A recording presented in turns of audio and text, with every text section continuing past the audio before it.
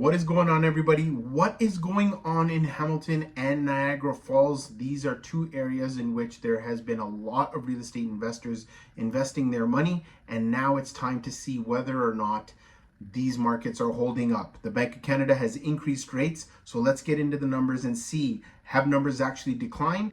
1, 2, 3, 4.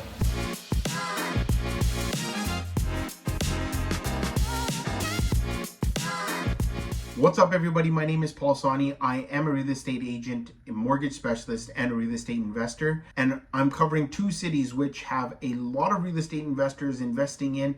And I want to tell you exactly what is going on with those numbers instead of just looking at what has happened as a whole throughout the whole of the GTA and seeing what those average prices are perhaps. I usually focus on median numbers, so let's take a look.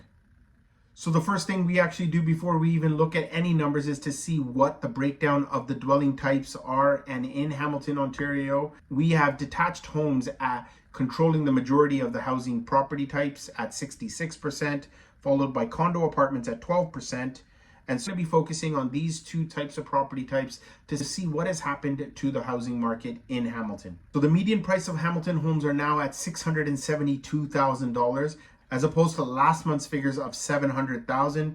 So we are seeing a decline in Hamilton, Ontario, quite a steep decline, considering you have the majority of the housing type as detached. Let's take a look and see what's happened in the detached sector. Detached homes in Hamilton, Ontario have now reached a median price of $747,000 as opposed to last month's numbers of $750,000.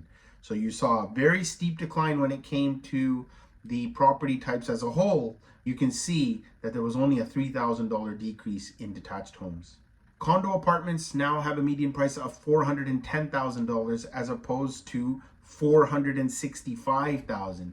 So you can see a smaller price point, but such a massive decline within this segment. So you can see exactly what has been hit hard and what markets you can actually either look towards investing in. If you're a first-time home buyer, still Hamilton, Ontario has a lot of upside. You can get properties at very reasonable prices. And if you can get properties that have 3 units or more, you're going to be cash flowing. Moving over to Niagara, let's take a look at the property type distribution. Detached homes representing 70% of the market. Townhomes are at 10% and condo apartments are at 6%. First, we're going to take a look at the median price of all property types combined. Niagara's median price is now at $623,000 as opposed to last month's figures of $638,000, so it's been fairly stable. Detached home prices are now at $648,000.